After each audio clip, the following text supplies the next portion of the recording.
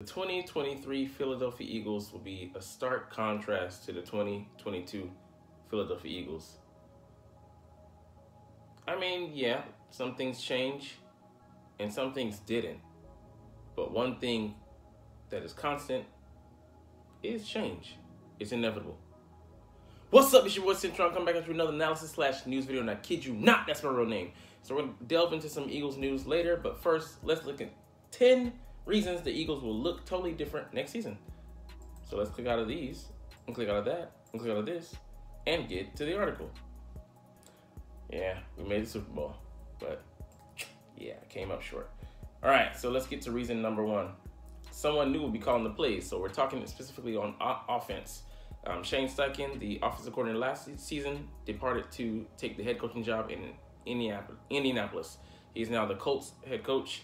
He will direct his own offense and team there, but with him elevated is Brian Johnson, the former QB coach. And he and Hurts actually go way back, much further than him and Shane Steichen. Go back to Jalen Hurts' high school days when his father was the head coach. And, he was helping the young man to develop. So they've had, ties like this for a while. And, him being able to further develop that professional relationship here in the pros just really speaks to the comfortability that Jalen has with him. And, maybe he'll be able to, relate to him more and really highlight more of the offense in a different way, maybe an aggressive way, maybe in a more intricate way, a way where he's more kind of linked and connected to what Jalen wants to do out there in the field. So we really will see this season and how the plays are being called, when, what clip rate, what design they have, and what they're leaning toward, and things of that nature. So it'll really be interesting, but I don't think the offense skips a beat. Maybe it even gets a little bit better, a little bit more tailored towards streamlined towards bringing out, accentuating Jalen Hurts' strength even more. I don't know. This is just speculation, but we shall see. I'm excited actually to see this Brian Johnson related directed offense, and he was actually a standout quarterback coming from college. Played in the pros for a while as well, but coming out of Utah, had that undefeated season. I think that was him that led them to an undefeated season. And he was actually a NCAA cover boy. So how many coordinators or even coaches can say that? Not many. So we shall see where he leads the squad on offense. And defense has a new leader too. So that would be one Sean Desai. So he's coming over from the Seattle Seahawks, their co-pass game coordinator, defensive pass coordinator, whatever you want to call it. He's directing the passing defense. After spending a season as the Bears D coordinator, and he was ousted. I don't know if they let his contract run out, or he was fired. But I think it was just kind of a one-year trial, and he had solid results, but he wasn't working with much in that pantry. He was pretty bereft, that team, especially up front. And they had Robert Quinn, and that's about it. But on the line, had some solid playmakers back there. The linebacker that signed Roquan Smith signed the $100 million contract with the Ravens. He got extended by them after they traded for him. Was there, but they didn't have that much talent. So excited to see what he can do with this defense. I'm so glad we didn't leave the cupboard bare. We returned a lot of talent. He also has coaching experience at Temple University. So he we went over with him over some of the guys that we were interviewing from the college ranks, just because I think really the experience, and we're very fond of the Vic Fangio influenced defense. He's a disciple of him, so this defense could be very similar to Jonathan Gannon's, but most likely Sean will put his official stamp on it, having different caveats, and who knows, maybe being just as aggressive, but disguising coverages hopefully, and really making adjustments. Those are two big things that are simple, but you would think that a coach at this level, the highest level, in the world would be able to do those things, but Gannon wasn't, and that's why we got cooked in the Super Bowl, because he just couldn't adjust at all. Couldn't we were playing on a horrendous field, but that being said, you gotta make things happen, and those 70 sacks we brought into the game. You gotta find a way to highlight your players and get them matchups that are favorable, get them one-on-ones, put them in position to be successful, and he just couldn't do any of that. Couldn't get us going. In the second half, we didn't get not nary a stop, just horrendous. But we'll see what he brings to the table. We don't know. So much of the defense is under wraps because obviously they don't want to show their hand this early. And even in training camp, we'll during the time when the reporters are allowed to see, we'll get glimpses, but we won't get a full snapshot until live action in September. So looking forward to it though. I'm gonna hold him comb through his defense with a fine-tooth comb, but he'll get he'll get very little slack with me because wasn't really fond of the hire, but it is what it is now. We're on board, for better or for worse. They'll have two new starting safeties. So C.J. Gardner-Johnson and Marcus Epps both departed. Marcus Epps went to the Raiders for 2 years, $12 million, and C.J. Gardner-Johnson overplayed his hand. Didn't take the pre-free agency deal that the Eagles gave to him, allegedly $12 million, but allegedly also backloaded $17 million in the third year of the deal for like 24 over 3 years, $8 million average, but kind of like dummy years and all that stuff. His agent supposedly put that out there, but I don't trust that because it's one-sided at this point. But we don't know. But he was offered something. He declined it. Thought he could get more. Found out the market was not where he thought it would be. Jesse Bates got the highest $60 million average a year, $64 million overall. And other than that, everybody else is getting $7, $8, $6 million. So he thought that he would get something that he wasn't able to procure, and he bet on himself. 1 year deal with the Lions. $8 million, 6.5 guaranteed. So he's betting on the market next year being better, and it's gonna be more stagnant than upperly mobile. So it is what it is. Wishing the best, but also wishing the worst, as in I hope they suck, and hope he regrets going to the Lions. Don't injury. I don't wish him any bad luck in that area, but I hope the Lions just don't succeed. So. Just a point is proven. You should have never left. Anyways, moving on, quite literally, we'll also have two new starting linebackers. So T.J. Edwards and Kazir White are out of here. Kazir White went to, follow Jonathan Gannon in the desert, Arizona, 2 years, $11 million. T.J. Edwards, 3 years, $19 million. He signed with the Bears. Again, a good player, a good, solid player. Both those guys are good. Were solid players last year. And, yeah, it just, we're going to kind of be static. And also with safety up above, we're going to most likely let Reed Blankenship, the undrafted free agent from last year, second-year man out of Middle Tennessee State, picked off Aaron Rodgers last year. It was a beautiful pick. Played solidly. Was actually our highest-rated safety. I think we're going to let him challenge for a job. So we're going to have one safety spot really open. And then for the linebackers as well, we're going to let Nakobe Dean, the third-round pick last year, who kind of redshirted. He had like 13 or so tackles.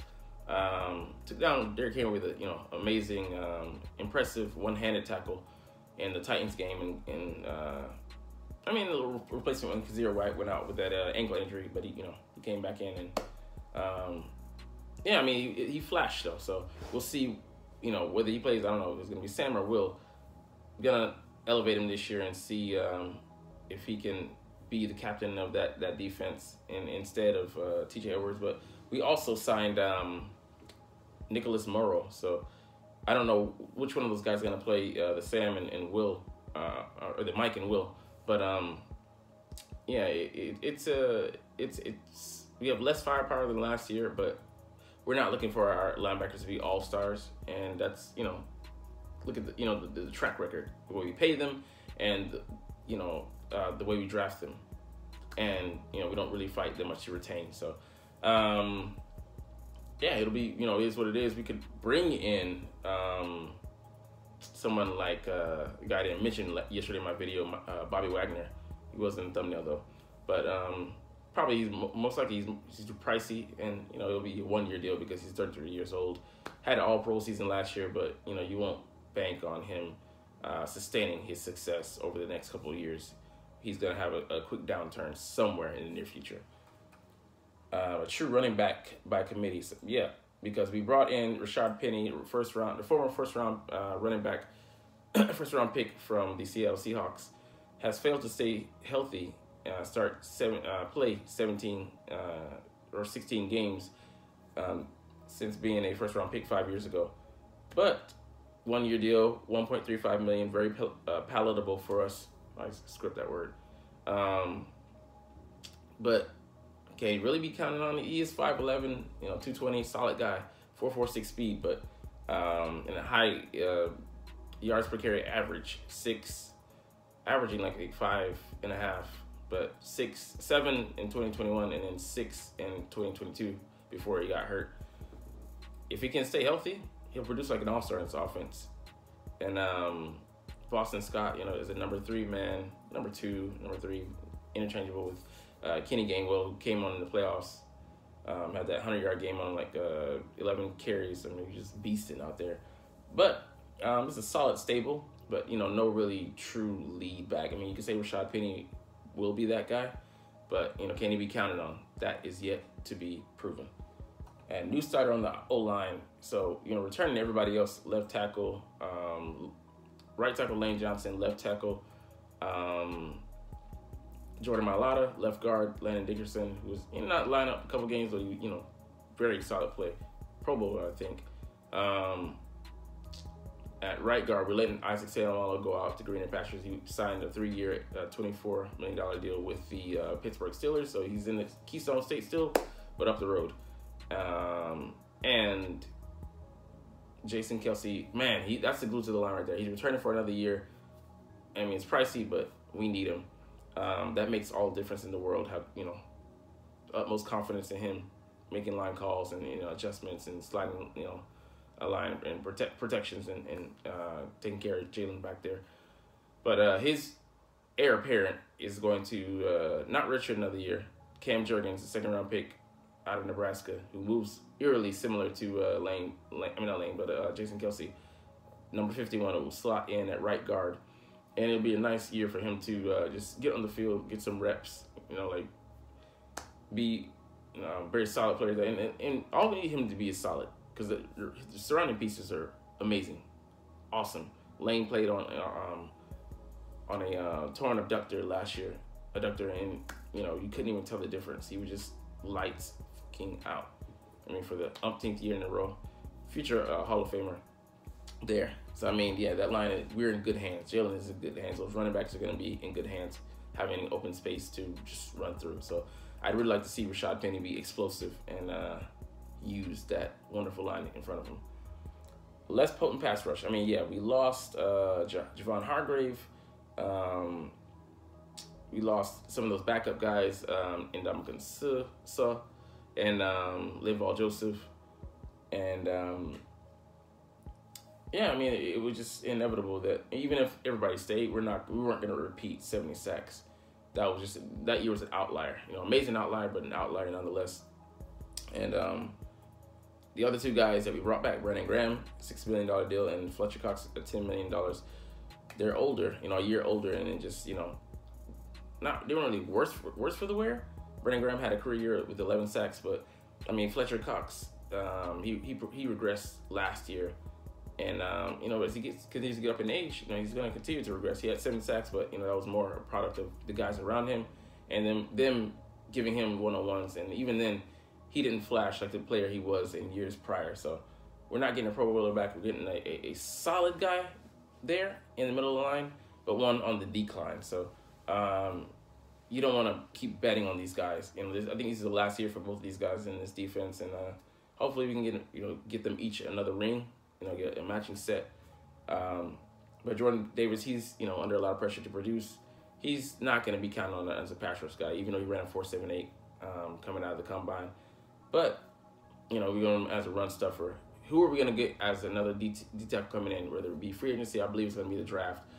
A run stuffer, a hybrid that can do both, or more of a pass rush guy, and like, you know, Kalaja, Cansey, you know, that mold, or the D tackle coming out of Florida, 6'6", 310, solid guy who's gonna just be able to gap control. And those guys are, you know, like I said in the article, coming back into, you know, into favor, they're becoming popular again in the league. Guys that hold up, you know, their value is shooting up once again.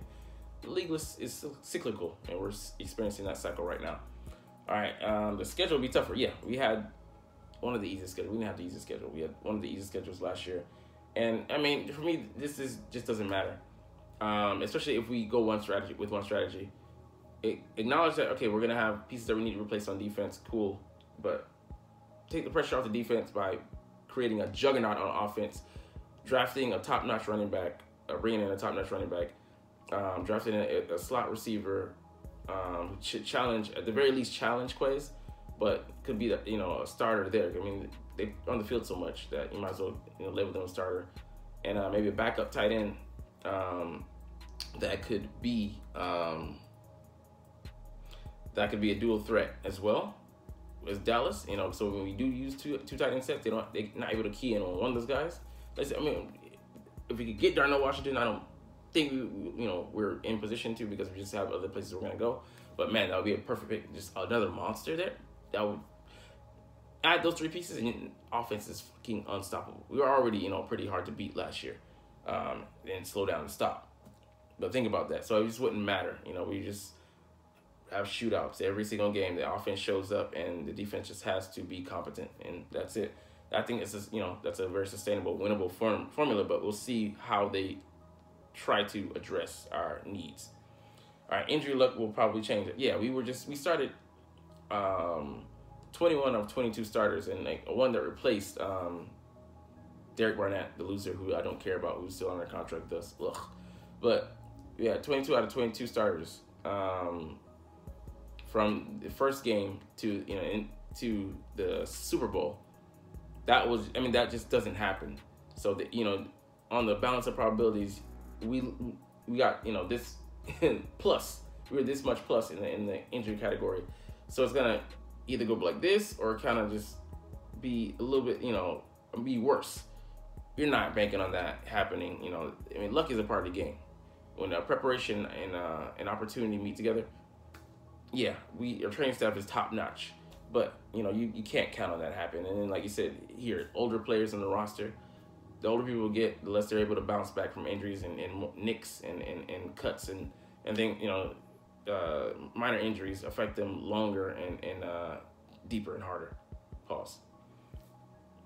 All right, next up here, the new QB sneak rule. So, I mean, like, they might outlaw the Eagles push that, you know, has been labeled as such, because we had a 92% success rate when Jalen was there. Man, Minshew had to come and fuck it up, you know, with his non-athletic. But, you know, it's basically a rugby scrum, and it doesn't show the talent of our league. Who gives a fuck? It's been legal for like 5 or so years, and you just want to ban it when we are successful at doing it. It's a copycat league. More teams are gonna try, you know, like in practice to be good at it, to try to, you know, to make it a success, and that just means that defenses have to adjust. Isn't that a part of the game? But if they take it out, we just have to deal with it. But man, I just hope they don't ban it. But if they do, I mean, it's the league. They make the rules, so I'm not gonna cry over spilled milk. All right, let's get into some other news here. So the Eagles have hired a secondary coach. We don't know where he's going to be slotted in, though. He's going to be secondary advisor, or senior assistant, or something like that. Or he's going to be cornerback coach or safeties coach. We don't know where this guy, Tabor Johnson, is going to fit in, but we do know that he has a wealth of experience, 19 years in coaching. So he's coached at the NFL level, pro level, the college level, as well as high school as well. So this guy is well versed wherever he, you know, coaches at, you know, or sets his feet at. We'll be getting a plus here. So sad that things didn't work out with our DB's coach before, but we'll see what this guy has to bring, but he brings a wealth of experience, and yeah, they vetted him nicely, so he'll be a great addition to the Eagles. All right, here, Keanu Neal had a free agency visit with us. I don't like him.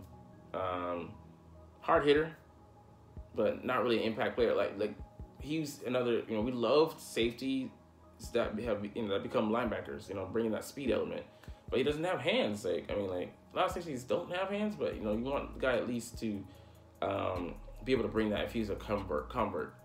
And yeah, he played last in Dallas, Tampa, I think, before that, and in Dallas, and they converted him in Dallas, to a linebacker from safety. But I'm not a big believer in the guy. He did help us get a ring in 2017, so thank you for that. But I don't think he's actually going to help us get a ring on our team this time. So no thanks. But it is good. It is good to see that they're shopping and picking up the goods, surveying the package, reading the ingredients, seeing if there are any risky carcinogens or anything like that on the packaging, and putting that shit back. Cause mama ain't buying that. But anyways, Rodney McLeod is interested as well. I'd be more amenable to this. Yeah, he's long in the tooth. He's low, 32, 33. He's getting up there in years, but familiarity with him, the player, you're getting a solid safety is going to be in the right place in most times, and he's not really a playmaker back there, and especially at his advanced stage. But you can count on him to be accountable and to hold that defense together. So, I like the guy, but more or less ditch/depth option. And what are we doing with the Anthony Harris? We just have him stashed on the practice squad. Are we gonna actually use him, or is he just in a case of emergency? All right, next year, Zeke Elliott wants to join the Eagles. Ugh. So he's looking only at contenders. He's looking at the Jets, contingent on Aaron Rodgers joining, and then I forget another team. But Zeke is washed at this point. Let's be honest. He doesn't have the same burst, explosiveness that he came into the league with, and yeah, backs age as they get hit, but he's taken a lot of hits and has had a lot of carries over the years, and Dallas used and abused him. And when Dallas isn't bringing you back or trying to bring you back on a deal, that should be a warning sign, because they love their own homegrown players. But nah, I'm good on him, man.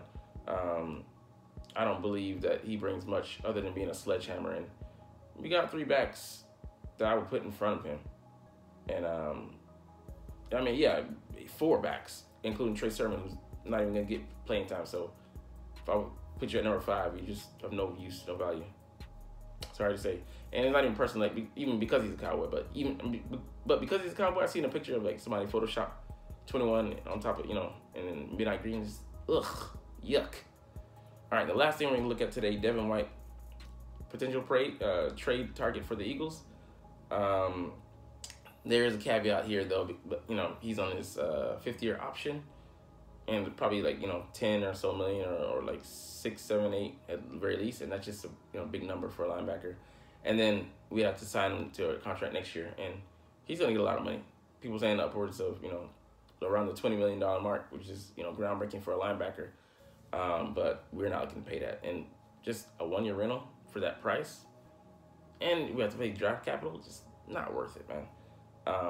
But Bobby Wagner's still out there. Like I said, he's 33 years old, and be nice. But is he amenable to coming here, taking a pay cut, and potentially? And he'd be great to train up the young guys, but I don't know where that would put Morrow, and we just redshirt what's the linebacker's name out of Georgia that we drafted in the 3rd round last year. We just put him on the back burner, potentially. But anyways, that's all we're gonna cover for today. You're not even watching those, so it's all good. But anyways, as always, it's fly, Eagles, fly, and let's motherfucking go. Like, comment, share, and subscribe. Thanks for watching.